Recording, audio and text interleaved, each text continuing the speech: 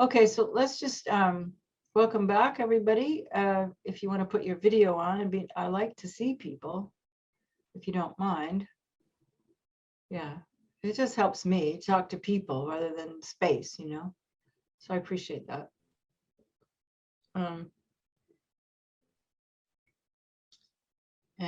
Okay, so let's just, in case you weren't here, I asked if we could do the prayers that Lama Zopa recommended to stop the war in Ukraine, because it could be a really horrible, it could be like Syria, you know, it could go on and on and on, because if you've listened to the news, the Ukrainian people don't want to give in, you know. And we really have to pray that Putin isn't as unsettled as he seems, and that he won't keep going. I don't think he would attack a NATO country, but if he does, it's really going to be bad. So yeah. So let's just again renew our bodhicitta motivation. And there's something that I wanted to share with you that I think a lot of people don't know. It isn't explicit, you know. A lot of what the Tibetans, with the way the Tibetans teach, they don't sort of fill in the blanks. You know, it's like they don't really talk much about what things feel like. I mean, Lama Yeshe did, but or what the experience is like. They just sort of, you know, give you the instruction, and then the idea is that you go off and do it and you'll get something from it, you know. But I think Western people, or modern people, I should say, because of the stress in our lives and the way we grow up, we're a little bit more cut off from our feelings than the traditional Tibetan society, which was like an indigenous culture. You know, they didn't have stress like they didn't even have wheels, you know, everything, you know, I mean, it was just a very unindustrialized society. And so I think the teachings are going to change a little bit in order to help us with our out of touchness, you know, with our bodies and our feelings and our thoughts, our real thoughts. So when we talk about bodhicitta motivation, most people just like rattle off that prayer and then go on with whatever they're doing.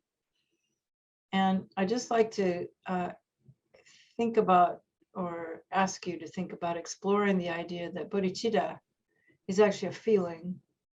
And that's why it's called generated. They don't say recite bodhicitta, they say generate bodhicitta, right? That means generate, means it creates something. And so that means that this feeling of loving kindness that we feel, you know, when we are baby bodhicitta, you know, this idea that's based on empathy and gratitude and wanting to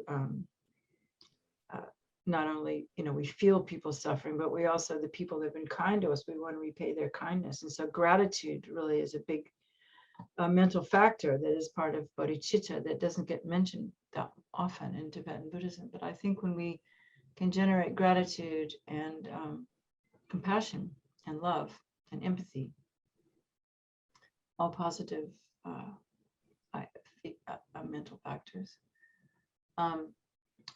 then when we move into the body of the practice, whether the short thing we did watching our breath, that feeling stays there. It's not something that you just forget about. Because I can remember, I'll never forget actually, years ago, like 30 years more, I don't know how many years, 1990, can't believe how time's flown, but we were in a group or audience with His Holiness, because we'd been doing a retreat at Tashida in India, and he said, you know, when you do your meditation, he said, it's not cold. So whether it's like watching your breath or analytical motivation, but I think he meant in particularly like meditation on nature of mind. It's not just, it's not just meant to be done in sort of a without any feeling. The sense of bodhicitta, that sense that, and bodhicitta actually, when it starts to grow, it's a feeling that kind of, he also said, his holiness also said that, you know, there's two experiences you can have with your whole body, and one of them is emptiness and the other one is love, which is why I would extrapolate from that why they are the two wings towards enlightenment. You know, one is compassion and one is emptiness, because they're whole body experiences, they're not intellectual things. And bodhicitta is like that feeling when you're in love. You know, when you love, you know, it's just this kind of warmth that goes everywhere. And so, and in the beginning, you know, it is just a thought, but I just want to entertain the idea of exploring the fact that when you generate bodhicitta and then you go on to a meditation of watching your breath, that sense of kind of warmth and love is still there, which is, I think, why I prefer, if I'm going to be doing a watching my breath meditation, to use Tonglen, because Tonglen naturally, or doesn't necessarily have to be, you know, giving and taking from other people. It can be giving, taking yourself, your own suffering, or just breathing in and out, you know, just watching the breath. But it's very helpful to have that combined with some emotional feeling of care and love, because it just makes it more, that's where the bliss, eventually that's where the bliss comes from. That's what makes meditation more pleasurable, because we are beings that are in the desire realm. And if something's pleasurable, we'll do more of it, isn't it? And so if we can make our meditation more pleasurable by combining whatever we're doing with some kind of sense of warmth, loving kindness, compassion, whatever label you want to give to it, then it'll give us a better chance of developing the concentration that we want. Does that make sense? So I think then, so when we generate bodhicitta, which we're about to do now, you know, and we should take refuge too if we're going to do these prayers.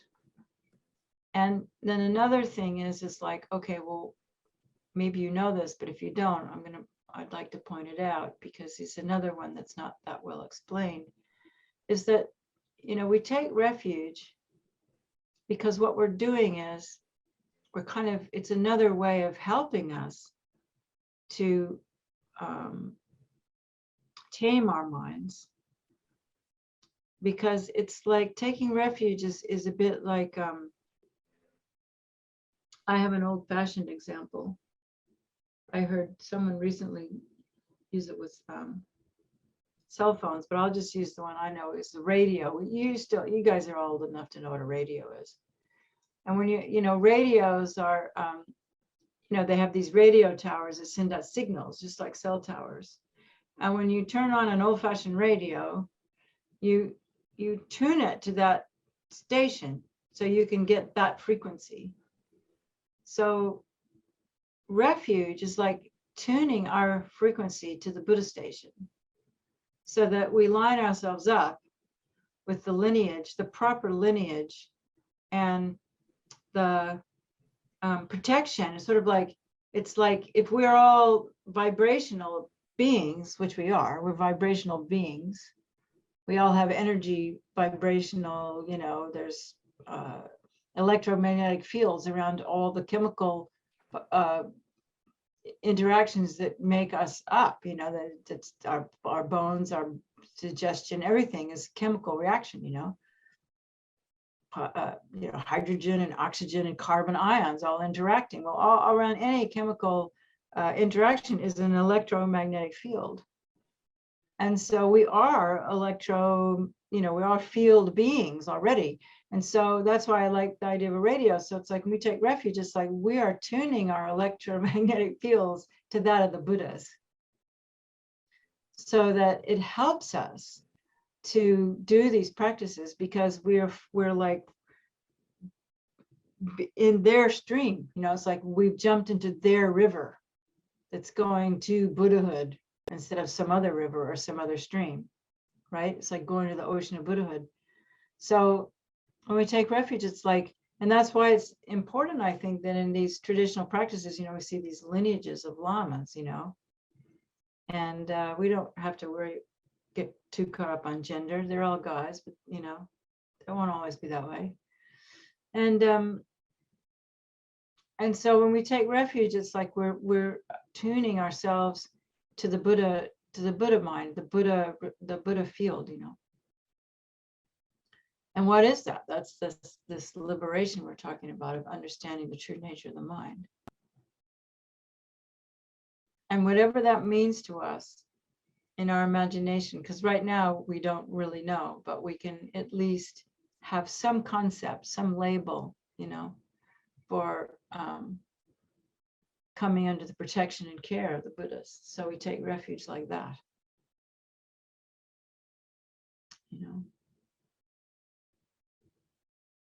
And it's a bit like lining up our energy body in a vertical way, like vertically with the Buddhas. And then when we generate bodhicitta, then it's radiating it out in like 360 degrees, fueled by loving compassion. So maybe we could do the refuge prayer again.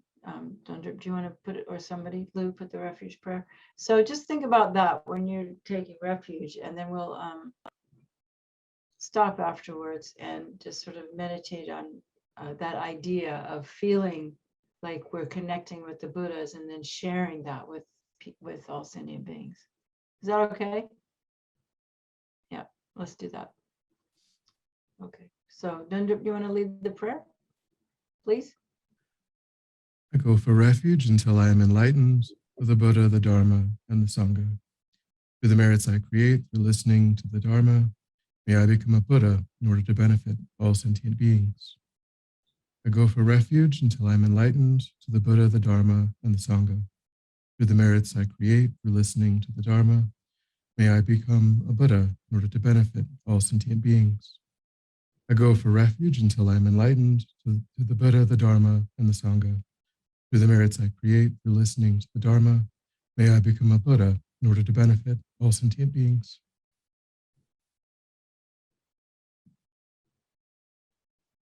So just meditate on those feelings, that meaning.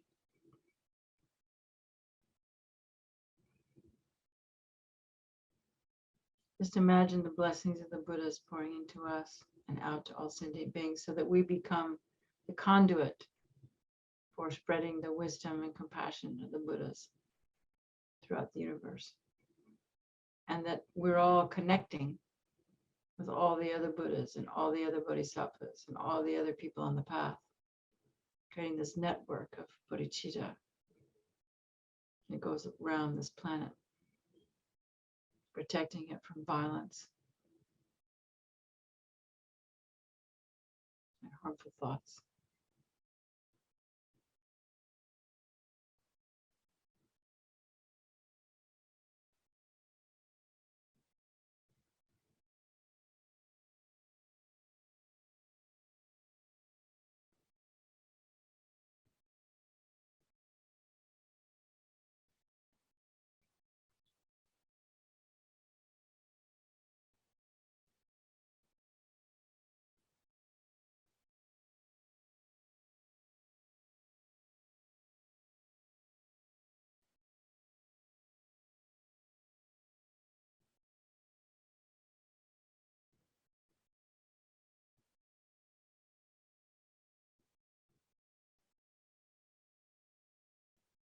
Okay, let's do those prayers for Ukraine, please. Lou. In Dewa Chen, blissful pure realm of the West, Amitabha's compassionate blessing was aroused, and he blessed his emanation, Padmasambhava, to come into this world to bring benefit to all beings. Compassionate One, you never cease to bring us help and well-being. To the lotus-born Guru of Organ we pray. Grant your blessing, so all our wishes be spontaneously fulfilled. All the Dharma kings from Trisong Detsen down to the very end of the royal line, throughout past, present, and future, know your constant blessing.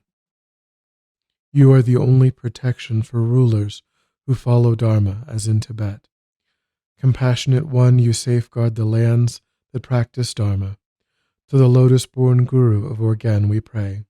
Grant your blessing so all our wishes be spontaneously fulfilled. While your wisdom body subjugates the Rakshas in the southwest, you look upon sentient beings everywhere with compassion. Magnificent guide for sentient beings, led astray by ignorance. Skillfully you teach them with their emotions, so difficult to tame. Compassionate One, your love is constant in its kindness and care. To the lotus-born Guru of Organ we pray. Grant your blessings, so all our wishes be spontaneously fulfilled. Now when this degenerate dark age reaches its final depths, at dawn and dusk you come, for those that have devotion, riding on the rays of the rising and setting sun, and on the 10th day of the waxing moon you come in person. Compassionate One, you act with vast power to help all beings. To the lotus-born Guru of Organ we pray. Grant your blessing, so all our wishes be spontaneously fulfilled. Now in this dark age, the age of conflict, the final era of 500 parts, the 5 poisons of the negative emotions grow, ever more violent in all sentient beings. Recklessly we indulge in destructive emotions, and let the poisons dominate our minds. At a time like this, let your compassion be our refuge and protection. Compassionate One, you lead those with devotion to the higher realms. To the lotus-born Guru of Organ we pray. Grant your blessing, so all our wishes be spontaneously fulfilled. When terrifying armies of oppression encircle us, menacing the great centers of Dharma with destruction, with no trace of doubt or hesitation we pray, O Guru Rinpoche, with your retinue of the 8 classes of gods and demons, you will repel aggressors and their armies. Of this we have no doubt. To the lotus-born Guru of Organ we pray. Grant your blessing so all our wishes be spontaneously fulfilled. When sickness strikes to destroy the fragile bodies of sentient beings, when diseases plunge us into unbearable suffering and agony, with no trace of doubt or hesitation we pray, O Guru Rinpoche, embodiment of the Buddha of medicine, you will remove the obstacles that bring untimely death. To the lotus-born Guru of Organ we pray. Grant your blessing so all our wishes be spontaneously fulfilled. When nature turns against us and earth's resources fail, when sentient beings are tormented by the plague of famine, with no trace of doubt or hesitation, we pray. O Guru Rinpoche, with all your dakinis and deities of prosperity, you will dispel all deprivation, all hunger and thirst. Of this we have no doubt. To the lotus-born Guru of Organ we pray. Grant your blessing so all our wishes be spontaneously fulfilled. When the destined revealers retrieve hidden treasures for the benefit of beings, courageous and confident of our pure, unbroken Samaya, with no trace of doubt or hesitation we pray, O Guru Rinpoche, inseparable from our Yidam deity, you will ensure the true heirs receive their father's treasure. Of this we have no doubt. To the lotus-born Guru of Organ we pray. Grant your blessing, so all our wishes be spontaneously fulfilled. When traveling through hidden lands, forests, and deserted places, when our way is blocked and we are cut off by storms, by rain and snow, with no trace of doubt or hesitation we pray. O Guru Rinpoche, surrounded by mighty local deities, you will lead us practitioners to the right path. Of this we have no doubt. To the lotus-born Guru of Organ we pray. Grant your blessing, so all our wishes be spontaneously fulfilled. When vicious wild animals menace us, tigers, leopards, bears, and poisonous snakes, on our way through wild, terrifying, and desolate places, with no trace of doubt or hesitation, we pray. O Guru Rinpoche, along with your gang warriors and protectors, you will drive off these ferocious creatures. Of this we have no doubt. To the lotus-born Guru of Organ we pray. Grant your blessing, so all our wishes be spontaneously fulfilled. When obstacles arise in earth, water, fire, and air, to threaten these illusory bodies of ours with destruction, with no trace of doubt or hesitation, we pray. O Guru Rinpoche, with the goddesses of the four elements, you will harmonize the elements into their natural state. Of this we have no doubt. To the lotus-born Guru of Organ we pray. Grant your blessing, so all our wishes be spontaneously fulfilled. When traveling on dangerous routes, if murderous bandits and robbers attack us, with no trace of doubt or hesitation we pray. O Guru Rinpoche, through your realization of the four mudras, you will dispel the terror of all brutality and greed. To the lotus-born Guru of Organ we pray. Grant your blessing, so all our wishes be spontaneously fulfilled.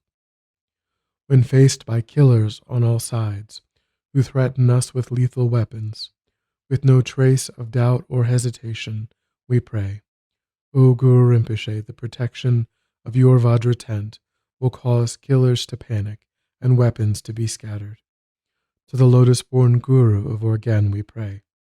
Grant your blessing, so all our wishes be spontaneously fulfilled. When this lifespan is exhausted and we come to die, if we are racked by the intense anguish and pain of dying, with no trace of doubt or hesitation we pray. O Guru Rinpoche, as you are the emanation of Buddha Amitabha, it is certain that we will be reborn in the blissful pure realm of Dewa Chen. To the lotus-born Guru of Organ we pray. Grant your blessing, so all our wishes be spontaneously fulfilled. Once this borrowed and illusory body is destroyed in the Bardo realm, when our deluded experiences and our further delusions arise to make us suffer, with no trace of doubt or hesitation we pray. O Guru Rinpoche, you who know past, present, and future, through your compassion, you will let all delusions be self-liberated. Of this we have no doubt. To the lotus-born Guru of Organ we pray. Grant your blessing, so all our wishes be spontaneously fulfilled. When we are overwhelmed by karma and circumstance and suffer through grasping at delusion as real, with no trace of doubt, of hesitation, we pray. O Guru Rinpoche, King of great bliss, you will utterly destroy the delusions that bring suffering. To the lotus-born Guru of Organ we pray. Grant your blessing, so all our wishes be spontaneously fulfilled. When beings of all six realms are tormented by immense pain, and especially when our leaders and people are engulfed in suffering, with intense longing and devotion from the depths of our hearts, with no trace of doubt or hesitation, we pray. O Guru Rinpoche, with your unchanging, unwavering compassion, watch over us. To the lotus-born Guru of Organ we pray. Grant your blessing, so all our wishes be spontaneously fulfilled.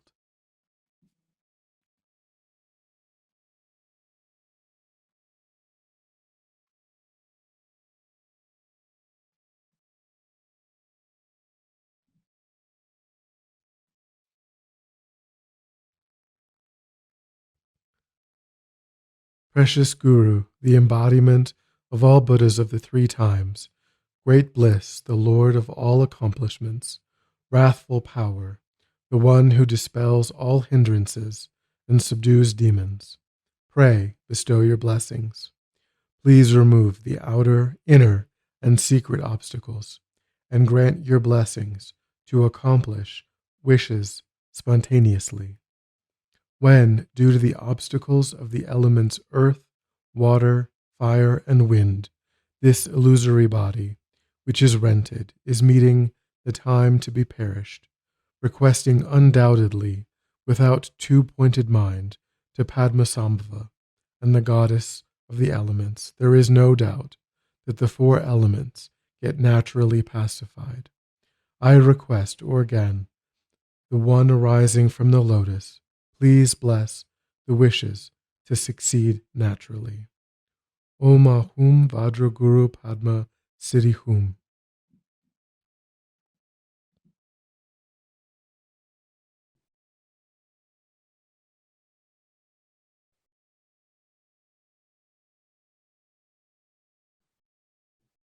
Om Ahum Benza Guru Ema Siddhi Hum. Om Ahum Benza Guru Ema Siddhi Hum. Om Ahum Benza Guru Ema Siddhi Hum.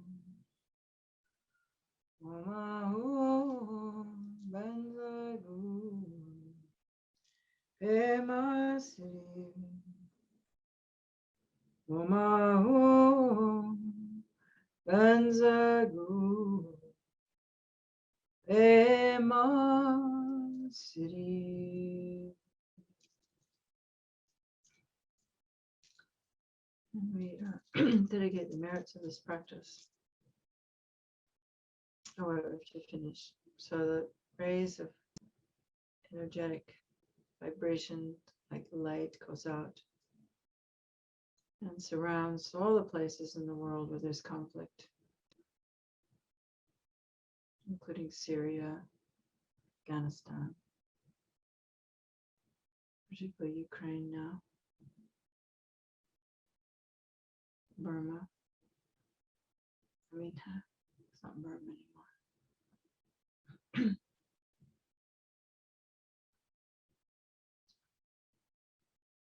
And all the conflicts and all the families and homes around the world. And sowing the seeds of love and compassion where we would never want to ever harm any sentient being.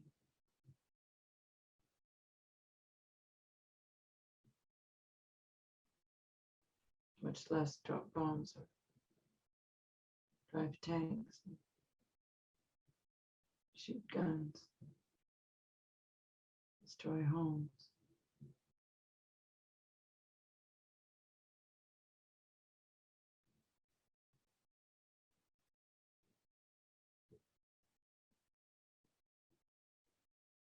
And also for the people, the innocent people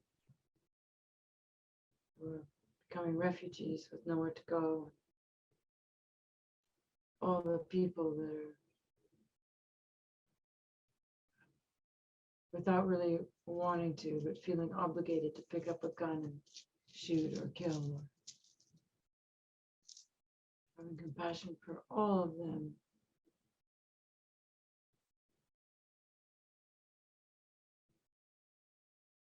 And wishing them all to be liberated from this karma, to be in this conflict zone at this time, on this planet. And for it to stop and not to go any further.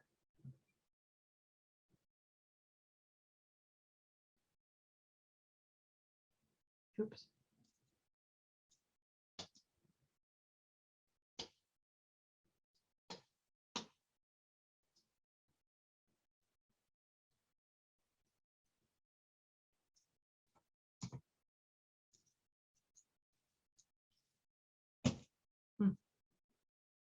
What happened?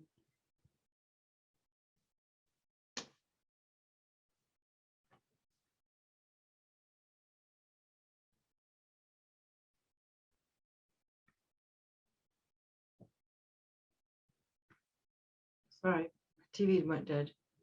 Right at the right time. That was funny. Okay. All right. Well, thank you very much. I hope you feel better after that. So where were we? We were talking about the nature of mind. So does anyone want to ask a question before we go? I mean, mostly I just talked about the mind being formless, clear, and knowing. So I had one question. but what's your question? Yes, so my question was, are we to think then of the mind or rather the clarity of the mind as the ability for it to experience? Like the fact that Yeah. it is like that mirror of experience, basically? That's right. Okay. So there's like these three aspects. There's the fact that it has no form, you know, or emptiness, as we would say. We can't point to anything that say it's mine. Like maybe in meditation we'll do next is we'll just try and, you know, you try to pinpoint the mind. You know, you can't, there's nothing you can point to that says it's mind, but yet it's there. And that there-ness is that clarity of it. And also the fact, the other factor we didn't talk about is the fact that it has the capacity to know.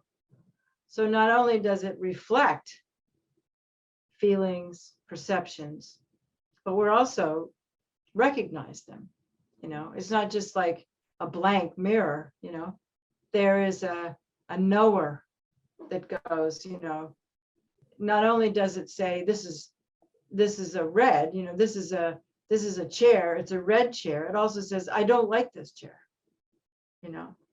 So this is where we get into more complicated aspects of the mind, is that this is when we get into the, you know, all the mental factors. It's like the mind recognizes, then the mind labels, then the mind discerns what it is, you know, after it's grasped it, then it, you know, after it discerns it, it then goes either good, bad, or indifferent. And then on top of that, it puts even another spin on it, you know, the karmic formation of it. So, and the mind is doing that like constantly, you know, and with more than one thing at a time. And so that is the awareness factor of the mind. And is And that, so, I'm sorry, I was gonna say, That's and fine. is that why they compare to space? Because it's always there, it's always at perceiving, or it's kind of aware. There's always that reflection going on. yeah, and when you're asleep, you're dreaming. You know, the only time it's not really happening is in your very deep sleep. You know, and then even on another, it's still happening because it's, you know, it's keeping track of stuff that's going on. It's just that you aren't consciously aware of it, you know. So it, yeah, and there's nothing you can do to destroy mind. It's like can't be destroyed, and it doesn't have a beginning, and that's hard for human beings to understand, you know. And even science hasn't quite, they're just now sort of getting to the idea that of beginninglessness and endlessness, you know. So yeah, because in Buddhism, you know, there's no creator. It's just all there is these minds, and our minds have karma, and our group karma, like we have this group karma with our minds, we've created this world that we inhabit, which means that we can also change that if we can change our, and if we can, because we have, you know, there's individual karma and there's group karma, but if we could change our group karma, we could have a different experience, you know. So those are the main ideas about mind that we need to work with. And when we meditate, and I mean, I think it's important to just do little short meditations. So maybe we'll, if there's no other question, let's just try this again.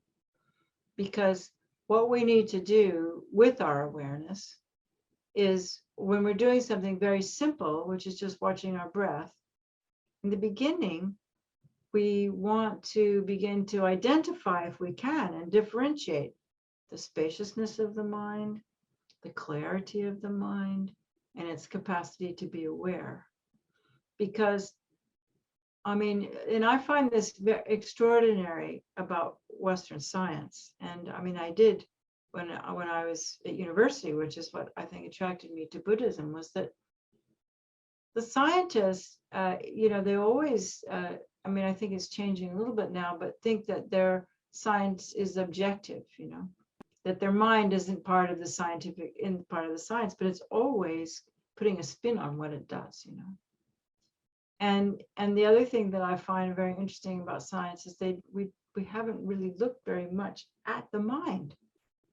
Maybe we've looked at, the mental factors, the psychology is looked at, like, the emotions that we have and things like that. But just looking at mind itself is because we're not an introspective culture. I mean, maybe Christian, monks and nuns are, and so we kind of just take for granted mind, and that what we see is what exists, and what we feel is what, like I said before, is what is true. And that's why we have so much, like right now, in discord, because I mean, America is amazing. We have one, it's like completely divided. It's almost like two different realities. There's this one reality that, the Trump people, and then there's this other reality, and each one thinks that they have the correct view, and they're so different, And that comes about because we never stop to question our perception, because we don't even really accept that we're just perceiving things. We just think it's like we are so fast. Our perceptions are so fast. We never slow them down, so that we just think that what we perceive is what there is. And so most people have never stopped to look at their mind. They've never stopped to see that the mind is actually just a tool. It's just an organ. It's not really reality. It's just the way we process reality, the way we conceive of reality. Most people don't think that, they don't even really stop to even look at their thoughts. They just let thoughts come, they follow the thoughts, and then there's a next one that creates another action, and there's the next one that creates another opinion, and it just goes on and on and on like that. And so Buddhism, I'm sorry, are those like perception, or like those things we're talking about, like those shadings, is that the mental factors? Yeah, the mental factors are what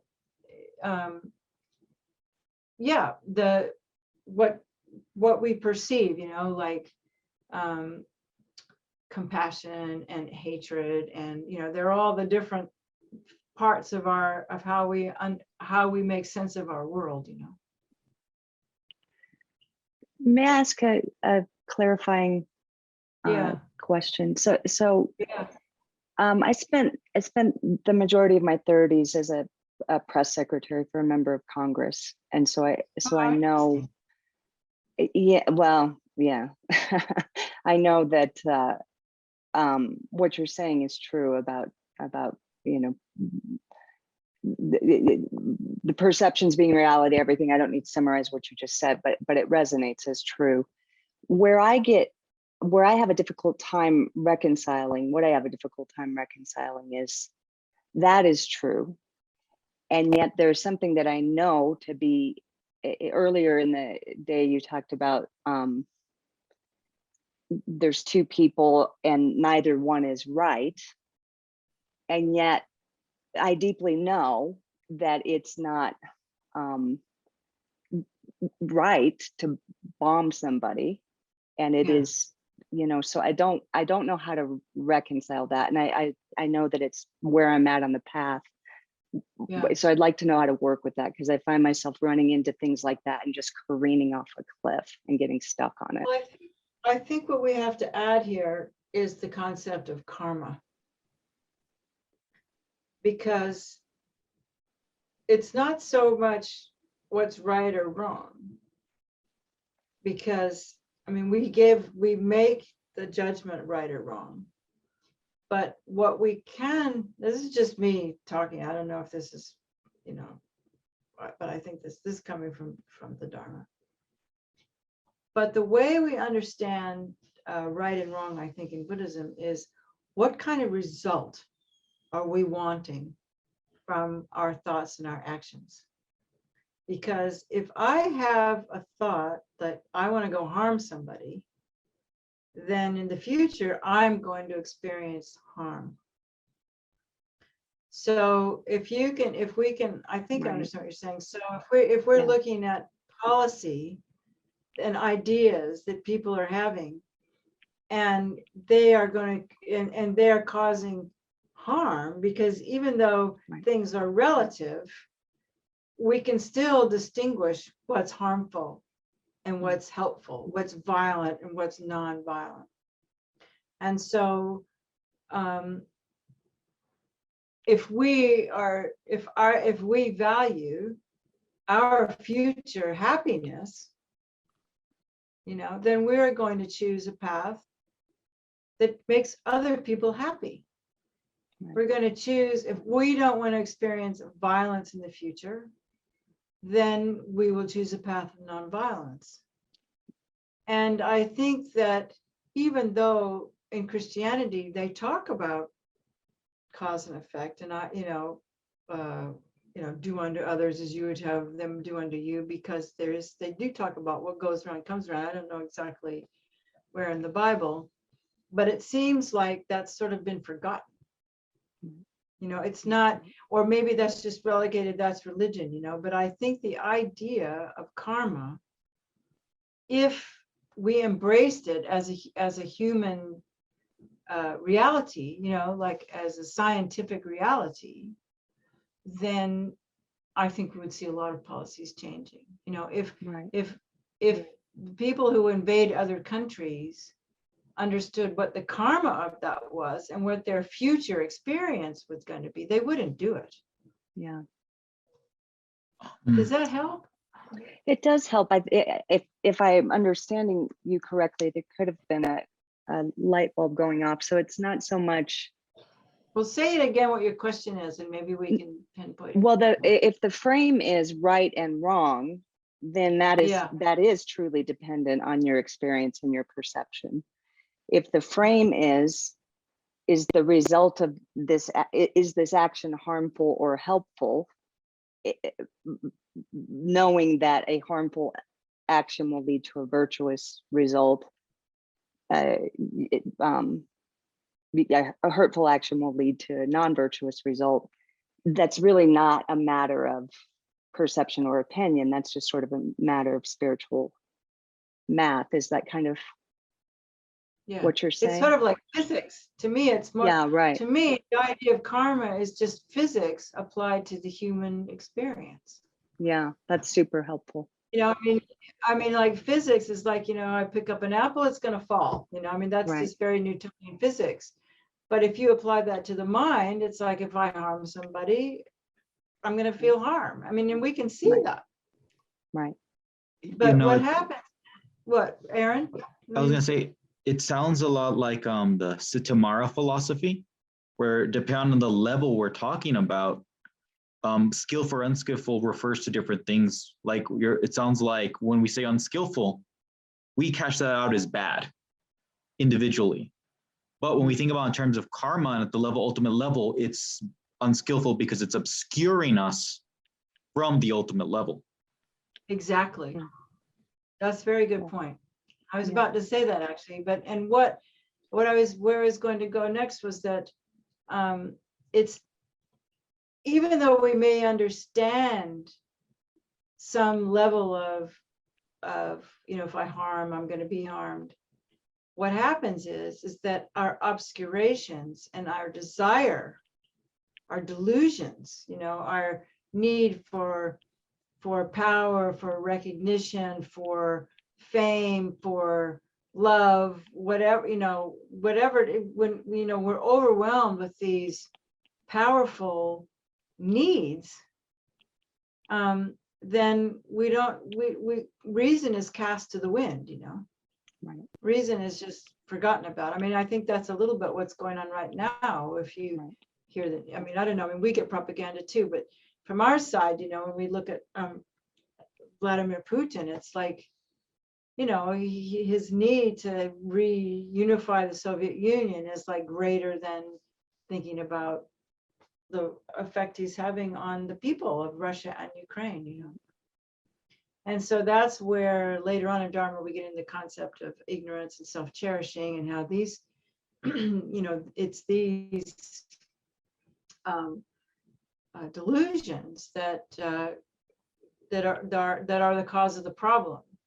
And so that's sort of like the next phase. It's like, okay, we have this mind that is formless, clear, and knowing, but what happens with that? What happens with that is and why don't we realize that? Is because, as Aaron says, because we're obscured. Right. Because for countless eons, for one thing, it's just because we have a human body with our five senses in the mind, the six senses, they say, we automatically are obscured. There's no, because automatically with the mind that we have, we don't recognize the nature of mind, Right. and we come into this life, and with all of these karmic imprints and things we learn this life that obscure us to understand where real happiness lies. And so, some people find happiness harming people because they have been harmed themselves, Yeah. And so that's how we end up with the big mess that we have, is in the human realm, right? And I'm sure you've heard, that kind of the whole evolution is like, first we have because we have these sense consciousnesses, it appears that there's something inside here, me, and there's something outside there. So suddenly there's duality, right? And then the mind, as soon as it sees something, it solidifies it and it grasps on it, because we don't perceive things as they exist. We perceive things as they appear to the mind. And so things appear to our mind, not as they truly exist, but as they appear filtered through our six sense consciousnesses, And so it goes through this filter, and then it looks like there's something outside there. The mind grasps onto it. And then not only, it doesn't stop there, then the mind begins to put its opinion about it. And then it becomes, you've heard this before, then it becomes, it's either something I want, or it's something I don't want, or it's something I don't care about. And it's as simple as that. Right. But within that level of there's something I want, there's all different ways of dealing with that. Some things I don't want, there's all different ways of dealing with that. So that's how I ended up with anger and jealousy and all these complicated psychological groups of delusions that make up our personality, and also make up our opinions and the way we behave, Right. And yeah. So does that help, Heather? Oh, tremendously. Yeah, I've struggled to untangle that. It's been a huge block for me in having faith, and so that understanding is really resonates and is super helpful. Thank you. Lama Zopa told me once, I think we were talking on the telephone, and he said that he said two things about the hardest thing for us to understand is actually, one of them is karma. It's really hard. And we may get some rudimentary idea about it, but then but the thing is, the rub is, is that when it gets right down to our minds, we can't control ourselves. These overwhelming waves of like desire and hatred, and which is, especially if we don't look at our mind, if we don't work on our mind, if we don't purify our mind, So, because I guess, you've heard the whole idea is that, what a Buddha, Sangye, one means like he's totally purified, and he's totally gained the right views, So, and what it is that's what I said about our Buddha nature, it's all covered up with all of these different patterns of viewing reality. And it's not that, the mind isn't physical, but it's definitely dependent. It's definitely dependent on our brain. I mean, that's one of the really cool things that's happening with neuroscience these days. Like if the thing that's kind of exciting me is all this trauma therapy and seeing, not trauma therapy, but the neuroscience of how trauma works and why it is that because I mean, we can read all this Buddhism, we can even meditate, but when a trigger comes, for one of our delusional responses to our environment, we it's so hard to control, and what I find so interesting is that, yes, it is mind, but the mind is related to the brain and to the winds. And so, what they're seeing is that there are these certain patterns that, I mean, I want to study it some more, but there's certain triggers, where the brain just goes right into an old pattern that's so hard to undo. That compared to other things, because we formed them at a very early age in our life. Before we were 1 year old, our brains, it's sort of like got hardwired into our brains because infants, they need to be secure and they need to be attached. They need to love. They need to know they had to some big adult in life is that they have to be connected to.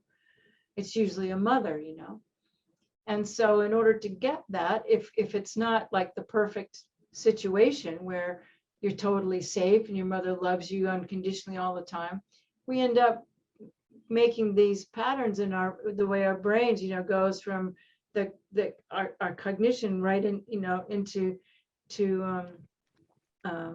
our how we react to things. And if we've had to alter, if there's been any alteration, any kind of way that we had to kind of distort reality in order to get the attachment and security that we needed, things like, well, I must, like not liking myself enough, or myriads of ways that we do things. It's like those kinds of things, those kinds of reactions, those karmic formations are a lot harder to let go of than ones that came later in life.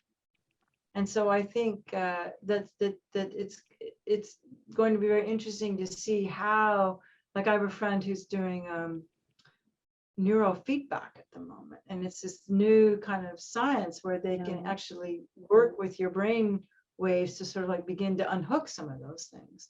So it's kind of interesting to see where, Buddhist philosophy and practice and psychology and science are all coming together.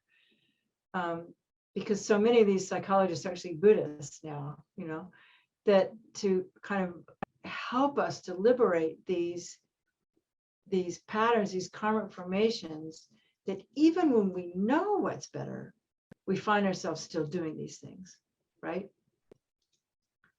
So, but we do have to start with just looking at our minds and trying to, in the beginning, just discern, what is awareness and what is clarity and how are these things coming, because right now it happens all so fast. So, what we want to do with meditation is to slow it down and be familiar with thoughts coming, thoughts going. And I remember John Landau, I don't know if you know John Landau, he was one of my first Buddhist teachers, and him talking about learning the mindfulness muscle, because it's just like going to the gym in a way. We have to build up our muscles, we have to build up our capacity. So we want to build up this habit of being aware. And so sometimes it's like it's so boring to sit and look at your mind, which is why it can be breath, it can be mantra, it can be a tantra sadhana, but we need to spend time, you know, we learn a lot about all the facts we can put in our mind, but we don't learn anything about how the mind works in our Western upbringing.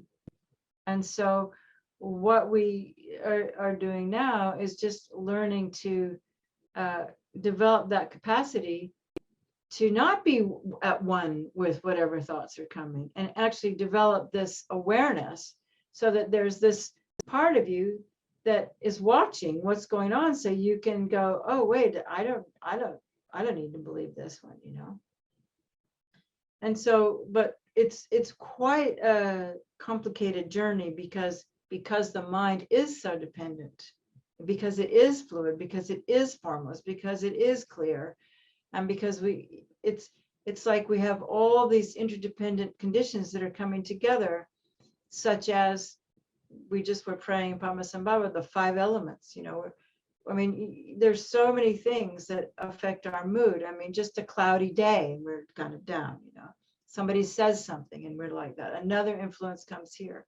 And so, you know, there's this like constant kind of like barrage of obstacles or things that want to obscure us from the very simple just nature of being, you know. And so that's why it's for me, it's sort of like a revolutionary act to slow down, you know, and say, okay, I'm going to take some time out just to look at my mind for a little while, you know. And I think that if we do it, and this is what's beautiful about Mahayana Buddhism and Tantric Buddhism, is if we do it within the context of loving kindness, then while we are learning to develop our awareness, we're also growing our compassion and our capacity to be happy. Because just feeling compassion, just feeling love is a happy feeling, you know. And we don't grow up in a world where we habituate ourselves to that. You know, we kind of, it's very, it's all about what's going on outside of ourselves rather than what's inside of ourselves, right? So, yeah, so let's, does anybody have another, Aaron, you want to say something else? No? Okay, so let's just, and I just want to encourage you too, because in the beginning, it's not that easy, you know. I mean, it's never easy, but in the beginning, it's even less easy to just kind of sit and learn to identify awareness and clarity and space. So let's just try again. We'll just take another 10 minutes. And are you guys with me on this? Do you want to give it a go? Okay, you're all right with that?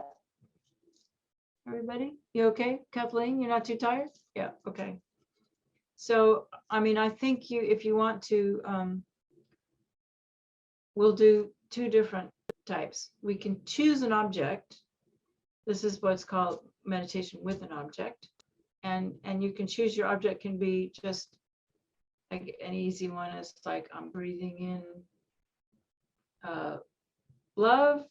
This is from Thich Nhat Hanh, actually. I mean, dear Thich Nhat Hanh, he just passed away, but he was such a skillful meditation teacher. And I'm not like that. I'm not as nearly as advanced and developed. But anyway, but he would like, so you can just do this one where, because it's so simple, you know, like I breathe in the feeling of love, and when I breathe out, I relax. Or whatever you want. Or you can just look at mind. You can feel, you can meditate on, like we did at the beginning, light radiating out of your heart. You can, you know, whatever you want, but just pick an object. It can just be your breath, like we did before. We're breathing in, touch, and we breathe out, it goes, but just pick an object, and we're just going to sit and do our best to stay focused on that. And the main point is we don't need to judge when our minds are gone and off. Just bring your mind back, and the whole thing should be surrounded in a sense of loving kindness for yourself. Like you're doing this as an act of love for yourself. Okay, so that means there's no right and wrong.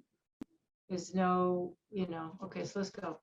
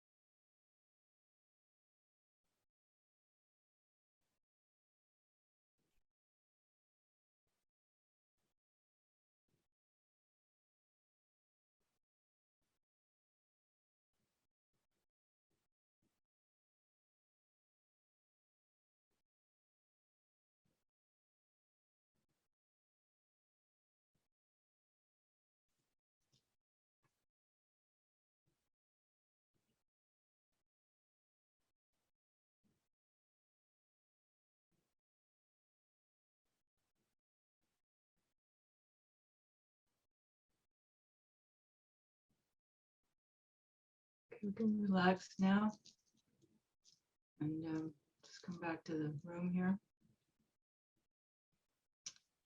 And I'd like to, does anyone want to share anything? Does it just be kind of dullness, or do you have some kind of, I don't know what your object was, but what I'd like to do is I'd like to, we have a little more time left, is embark on an experiment, if you'd like to. Because what I find is that we're talking about three aspects, right? The spacious, like formless, clarity, the fact that like that's the function that reflects the thoughts and the feelings, and the awareness. So in our case, awareness is the one that's watching, right? The one that's going, oh, now my mind's gone off this way, now it's going back, right? Everybody understands that factor? So that one's a little bit easier. But what I'd like to do is just for 2 minutes each, maybe. It's easier if you close your eyes. Eventually in the beginning of meditation, it's easier to close your eyes, but then afterwards it's good to open your eyes, because we want to have the quality of awareness while things are going on, you know. So let's just close our eyes and just see if we're just gonna, there's no object here other than seeing if we can experience just the spacious quality of mind. So the fact that if you close your eyes, you can feel space all around you, right?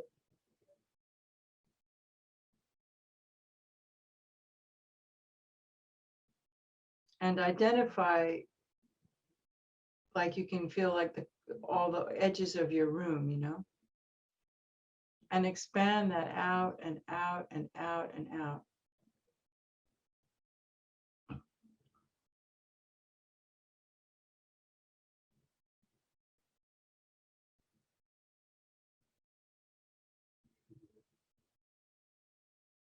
As far as you can go with that awareness, you know.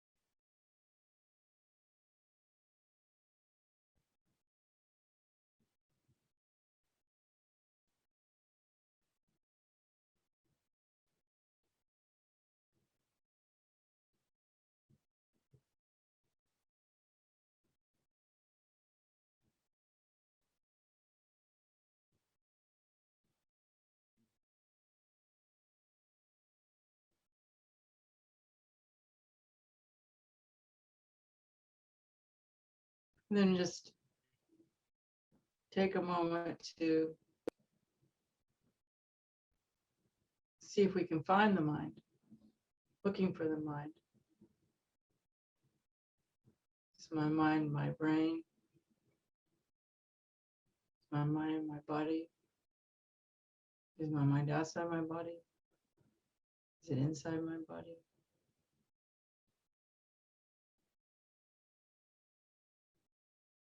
I feel it. There's a presence here. I point to anything and say, this is my mind.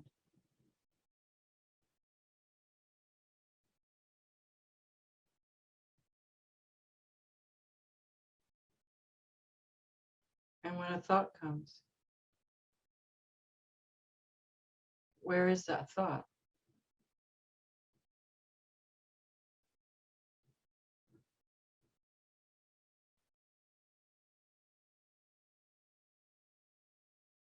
And when the thought disappears, there's still kind of a space where that thought came from, So then trying to, we're not trying, but allowing ourselves to experience thought. Where is that thought?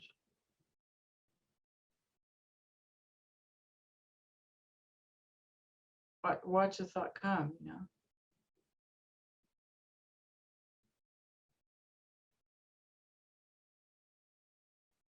Can we see that thought arising in some kind of, in the spaciousness of my mind? And is that thought separate from my mind?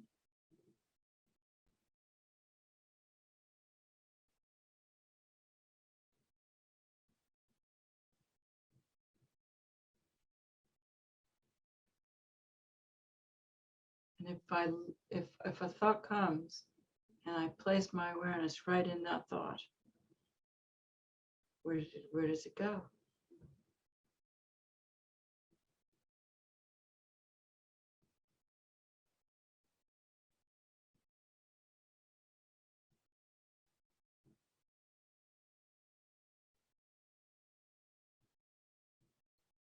And yet there is, a sense of, I'm apprehending, aren't I? I'm perceiving. What am I perceiving?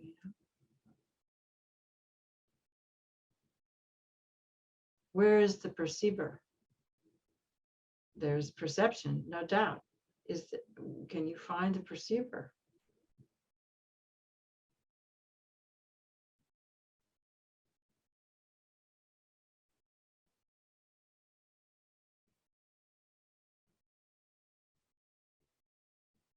And even the perception. If I have my eyes closed, and I'm remembering something, where is that occurring?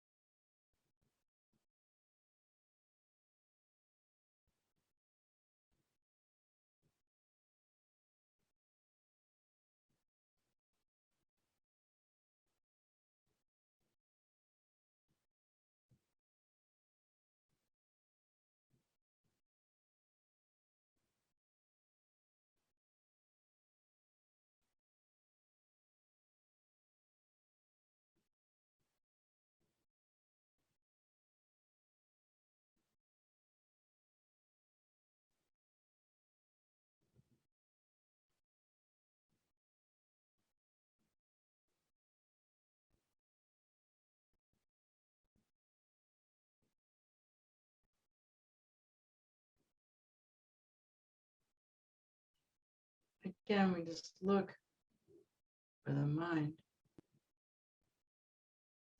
It's like the ground of thought, isn't it? But where is it?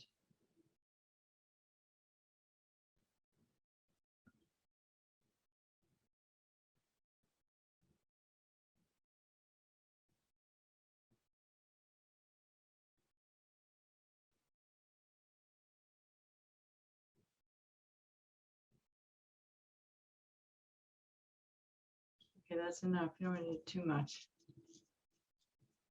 So let's just relax again. And if this doesn't do anything for you at all, which I remember in the beginning for me, I didn't know, like what, I don't know, this doesn't make any sense to me. But it does eventually. I can remember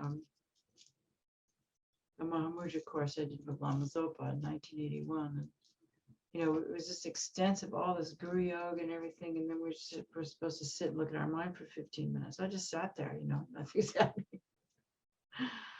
So, but anyway, just do you want to talk about that? Anybody want to share if that was how that was, or some of you a little more sharers like Heather or Aaron? Or...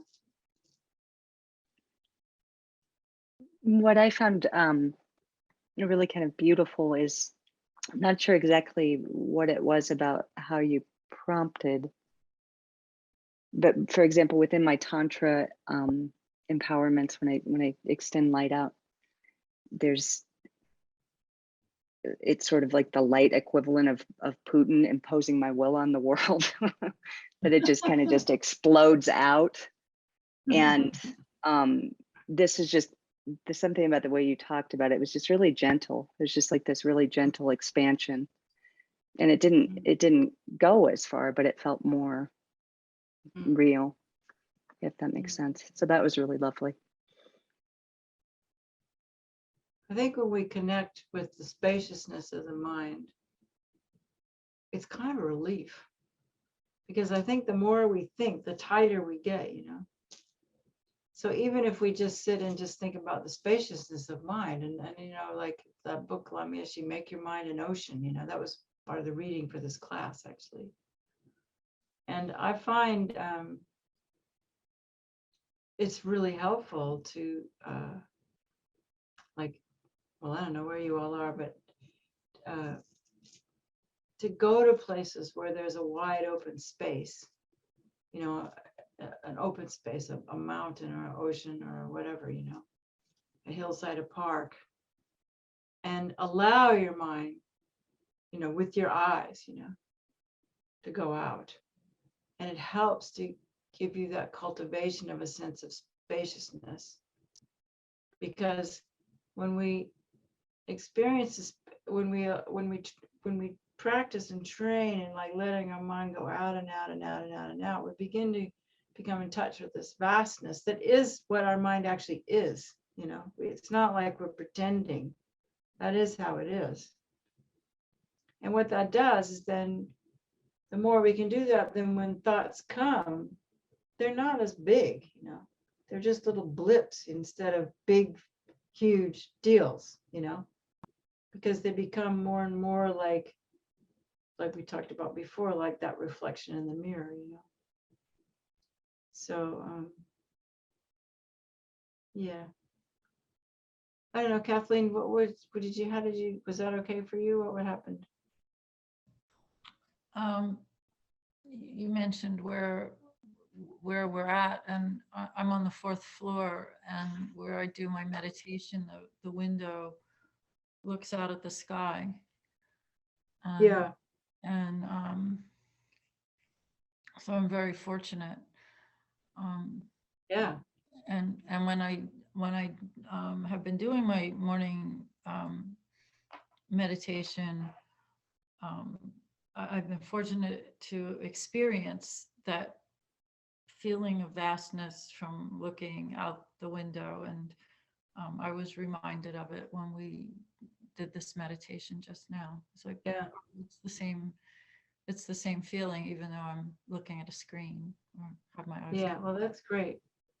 Well, I encourage you to do your meditation looking out the window, because I'm sure you have all heard, you know, the mind is like the sky and the thoughts are like the clouds. And, you know, although these things are very simple, like I said, like the reflection in the mirror, like the clouds in the sky, like the waves on the ocean, they're so simple, but we can work with them for years. You know, I still sit and think, oh, here's my mind. And I let my mind relax and go out and get big, big, big, big. And then when the thoughts come, you know, they are like clouds in the sky. And the thing is about clouds in the sky and waves on the water, they're of the same nature. It's just, bye, Caitlin. It's just that it's like one teacher time I heard, it's sort of like an ocean and then an ice cube. You know, like a thought is like an ice cube. It's just solidified water. But in reality, it's no different from the ocean that ice cube's sitting in, right? I like that one, you know. And so part of what we can do when we're meditating is, and looking at our thoughts, is see, you know, a lot of it's just exploring. It's just playing, you know. It's not, there's no right or wrong. We're just kind of giving ourselves the opportunity to explore our mind, and just watch, if you can, if you have enough relaxation, watch that ice cube melt. You know, as the thought comes, look at that thought, you know, the nature of that thought. A lot of these words, it takes a while to translate them into experience, but Mommy used to use the word penetrate, and I never heard any other teacher say that, but it makes a lot of sense to me that with your awareness, if you penetrate that thought, it melts like the ice cube in the water. And then you begin to see that the space and the thought are one and the same thing. And what we want to do is, through familiarity, this is why we have to meditate every day, you know, or at least as much as we can, and start out with, just as an aside, start out with what's comfortable for you, even if it's just 5 minutes. And after 5 minutes it gets comfortable, then do 10 minutes. Never go longer than you're comfortable, because then you won't want to do it, and you won't be able to get into the enjoyment of it. And I think that's part of the problem with like long tantric practices and stuff, because we get too tired. But now what was I trying to say? The penetrate thing. I wonder what it was. But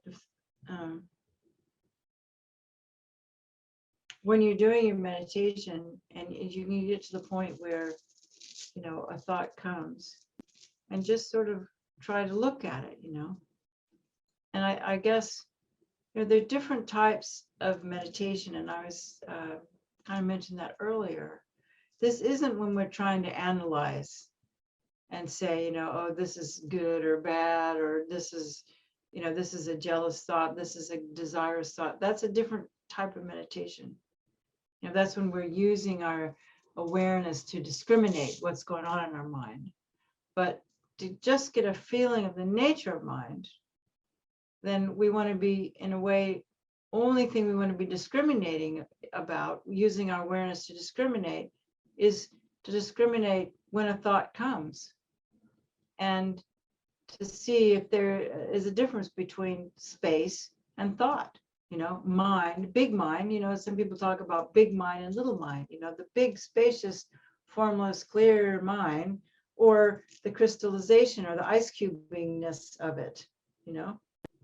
Because if we can learn to, like, I mean, let me ask you, you've seen, you know, like this. I mean, here's we are grasping at a thought, and here it is just relaxing, you know, you would use this mudra, just the ice cubes melting, you know. And so if we can, because then we begin to understand that we're not a slave to our thoughts and our moods. And I mean, if you, once we begin to pay attention, we see we go up and down all the time, you know. And every time I get overcome with this like heaviness, it seems so real, you know, it just seems so real.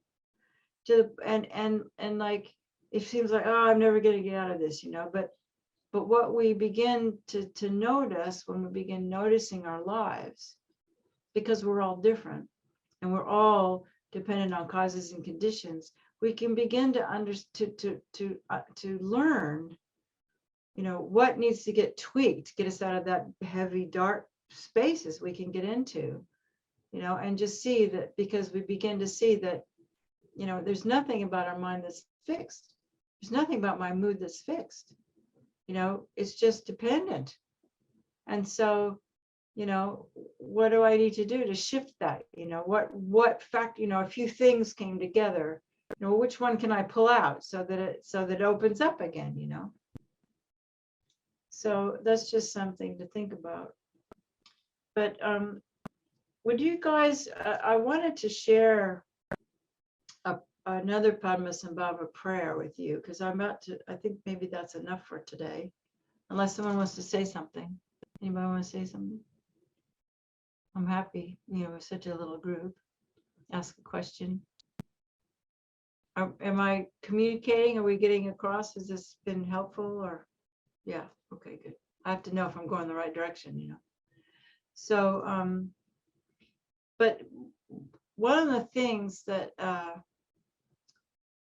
you know, we're sort of talking about the science of Buddhism, but then there's this other aspect of it that I think can be explained by science, but it's the aspect that looks religious, you know, because we're supplicating and praying, and you know, there's beings higher than us and stuff. And I'm sure that neuroscience has an explanation for it, and if I think about it some more, sometimes I do. But you know, it's very difficult to do this completely on our own. So earlier I talked about refuge and bodhicitta and aligning ourselves to the radio station of the Buddhas, you know. So, and the power, I believe, of the tantric path is that the reason it's a faster path is because we do utilize these traditions of guru yoga, which means asking for what we want, you know, asking, like we just did that long prayer in the beginning, you know, we're asking Padmasambhava to fulfill our wishes. And in the English word that they often use is the word supplication, you know, to ask, request, we want to supplicate. And then after we supplicate, after we ask for what we want, and we ask like Padmasambhava, then Padmasambhava, you've seen that, you've done this, you know, I don't know how many of you done tantric practice, but he comes to the crown of your head and dissolves into you. So the idea of that is that, you know, this being that has the qualities that you emulate, that you want to have, you bring by giving it. And I think this is just because of the mythological character of our mind, because we can give that concept a form and a human form, even though it's a conceptual idea of formless clear knowing, which is beyond concept. But if we encapsulate that, this is just to help our brains, you know, into a being outside of ourselves, because we can't access it right now, even though it is our nature. We're obscured from it at this moment in time, right? But if we project that onto a figure in front of us that we believe has those qualities, and then brings them in, we bring them into ourselves, it something happens so that we actually get more of an experience. So that's why we have prayers. And so I shared this, there's this really beautiful, another prayer to Padmasambhava that, and it has been put to music. And when we chant and when we sing these things, Lama Zopa says it opens our heart more, and it helps us to bring it in more. And also it makes it to memorize. And there's nobody going to hear you, and I'm going to sing it with you. So do you want to try that? And we'll end it with that. That's how I'd like to end today. Because when I say this prayer, it really helps my mind. So I just wanted to share it with you. So are you guys happy to do that? It takes about 4 minutes or 3 minutes. Okay. So I'm not the best singer in the world, and I have to move so I can see it because I have a little camera here. Okay. So let's see if I can do it. It goes like this. All these things that appear for eyes that see, all things on the inside and the outside, the environment and its inhabitants, appear and let them rest where no self's found. Perceiver and perceived when purified are the body of the deity, clear emptiness. To the Guru, for whom desire frees itself, to organ pema jugni I supplicate.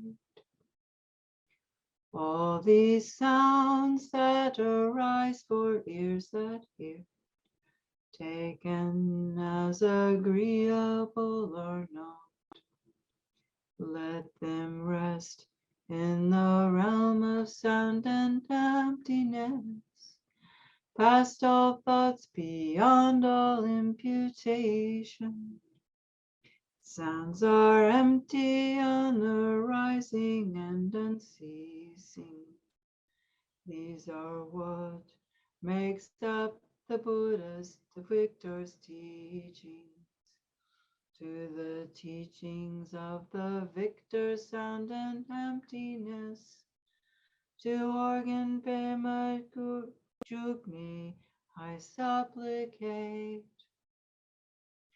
All these movements of mind towards its objects, movements that make 5 poisons and afflictions, leave mind and movement beyond all contrivances, to not review the past nor guess the future.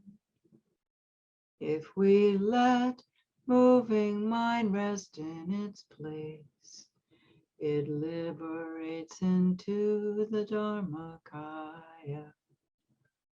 To the Guru, for whom awareness frees itself, to organ pema jugni I supplicate.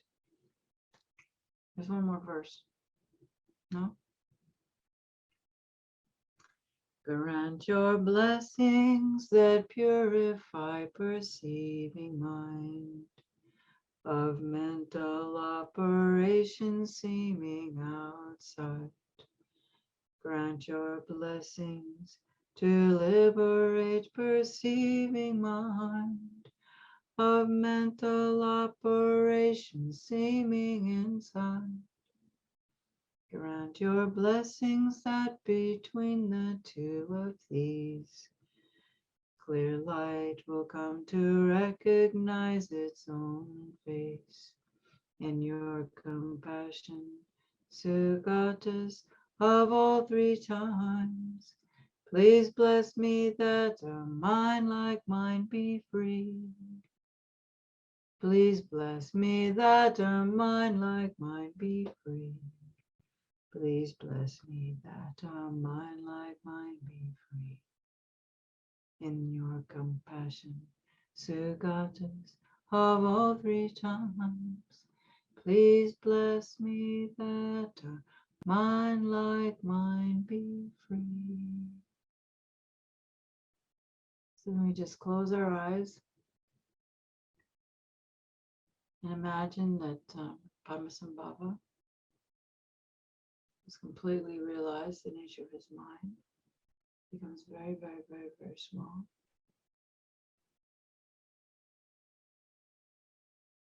And dissolves into a drop of bright, brilliant light that is the nature of clear light mind and its subtle wing. And then we make a really strong longing wish to realize that the ultimate nature of my mind, so that I can recognize the correct, even relative nature of mind, of myself and own being. So just like when you were a kid and you wished for something for Christmas and you wanted it really bad, or just like when you were fresh in love and you wanted to be with your lover, especially when you were only a teenager, that strong desire a kid has. We generate that strong desire to experience that mind.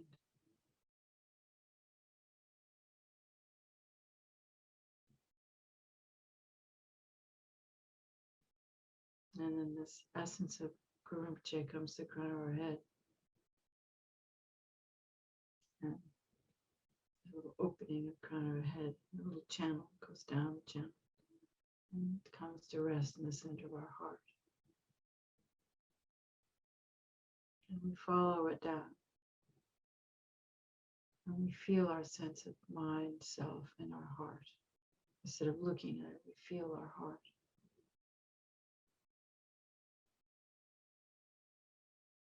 And then as best we can, we just let go into that space.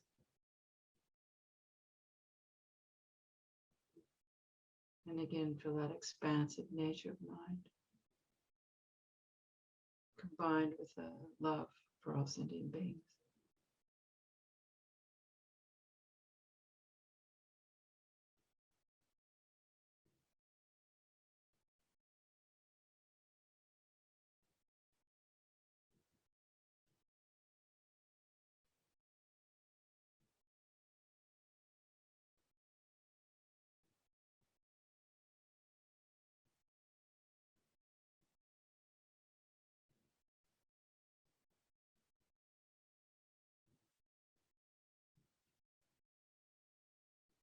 And we let that experience of clarity and emptiness, formlessness of the mind, that liberates all beings from delusions, painful ones, blissful ones, particularly the mind that is afraid and insecure and anxious and will do anything to heal that, even if it harms others.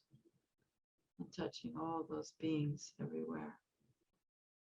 And so we can just dedicate this way, dedicate that whatever positive potential creation, creative energy we created today, that it goes out to every single sentient being, helps them realize their true nature, and makes peace in the world and peace in our minds, and helps us to understand other sentient beings and gives us space for tolerance, patience, understanding. So whatever bodhicitta has been come today, may it arise and grow and never diminish. Any sense of the nature of our minds, its emptiness, its clarity, its awareness. Focusing on that awareness, allowing that be this ultimate mind of loving kindness. Share that with all sentient beings. And particularly, we dedicate that to ending the wars, finding ways to alter our technology that isn't destroying life on this planet, to electing wise, compassionate leaders. And most especially, we dedicate to the long lives of our teachers, His Holiness Lama Zopa Rinpoche, Geshe Sherab, all the Geshes, all the teachers, and understanding too that we can find teachings, not just in teachers, but in every experience. Every experience we have is a reminder of the formless, clear, knowing nature of our mind. And that every time we see something, it's a reflection. Every time we hear something, it's reflection. Every time we think something, it's reflection. And that nothing is really real out there, separate.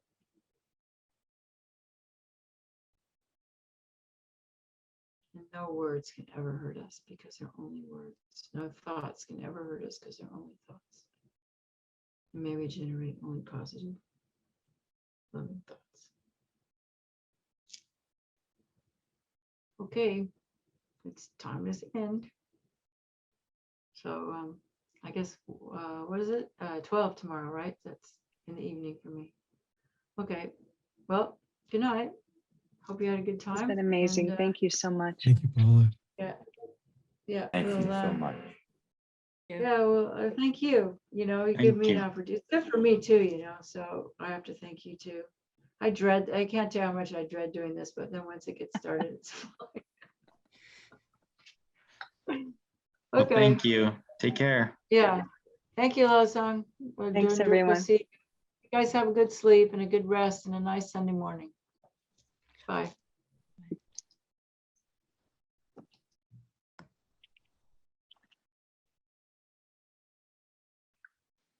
Okay. Well, maybe tomorrow I can practice screen sharing first, and if you want, you can too.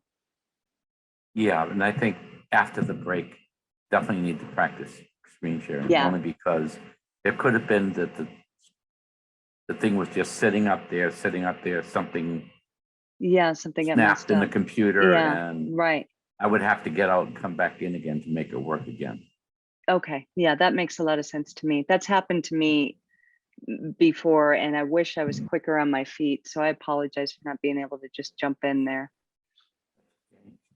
But it seems like it worked out okay. It didn't Yes, seem it like the did. world fell apart. So No, it never does, actually. it never does. Yeah.